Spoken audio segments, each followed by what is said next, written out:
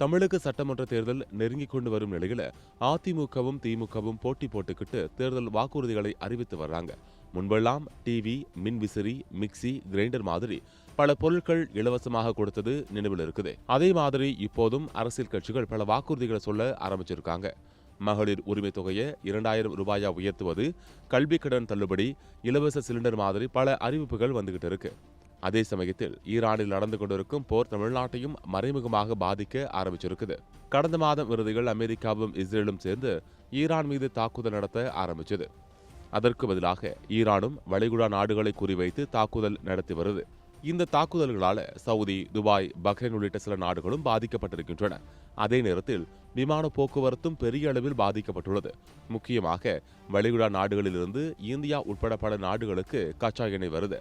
ஆனால் இந்த போர் காரணமாக அந்த வரத்து மிகவும் பாதிக்கப்பட்டிருக்கிறது. இதனால் பெட்ரோல், டீசல் விலை உயரும் என எதிர்பார்க்கப்பட்ட நிலையில் திடீரென்று சமையல் சிலிண்டர் தட்டுப்பாடு ஏற்பட்டுள்ளது. பெங்களூரு உள்ளிட்ட சில நகரங்களில் இதற்காக ஹோட்டல்கள் கூட மூடப்பட்டிருக்கின்றன. அடுத்து தமிழ்நாட்டிலும் சில ஹோட்டல்கள் மூடப்பட்டு வர்றதா தகவல்கள் வெளியாகி இருக்கு. மேலும் வடிக சிலிண்டர்களில் எரிவாயு நிரப்பும் படியும் சில இடங்களில் நிறுத்தப்பட்டிருக்கிறது. இப்போதைக்கு வீடுகளுக்கு கொடுக்கப்படும் சமையல் எரிவாயு மட்டும்தான் விநியோகம் செய்யப்படுகிறது. அதுவும் இன்னும் 3 வாரத்துக்கே போதுமான அளவு இருப்பதாக தகவல் வெளியாகியுள்ளது. இந்த சூழ்நிலையில் சமையலுக்கு மின்சார அடுப்பு முக்கிய தேவையாக மாறி வருது.